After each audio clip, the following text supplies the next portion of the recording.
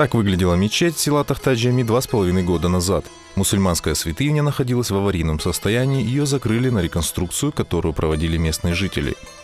Благодаря тысячам неравнодушных людей было собрано 8,5 миллионов рублей. На эти деньги здесь был проведен капитальный ремонт. На данный момент большая часть внутренних работ завершена.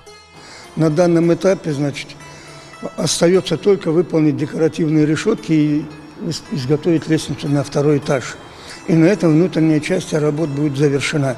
Мечеть получилась достойная. Hürmetli cemaat, aytacağım pek çok sağ olunuz. Bu cemaatımızga, bizge yardım etken insanlarga, bizim işimizge dua etken Müslümanlarga Müslümanlardan Allah'ım özü razı olsun.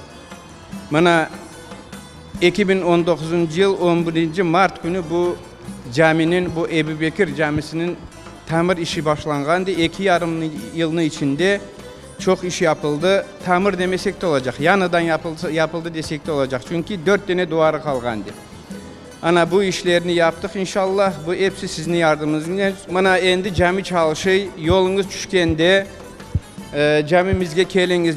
После долгого перерыва в мечети Эбу-Бекир провели первую пятничную молитву. В будущем здесь планируют проводить уроки для детей.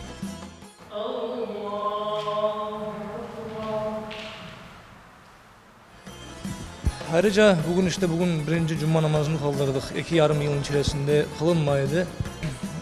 Hepsinde genem doğrusu. Çünkü biz hepimiz beraberlikte bunu becerdik. Yani kıvanç duygusu vardı görgümüzde. Da biraz işimiz var, inşallah onu da hep beraberlikte yaparız. Огромная благодарность тем, кто выполнял эти все работы. Красиво.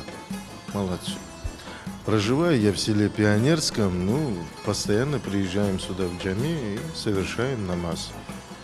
Ремонт в мечети еще не завершен.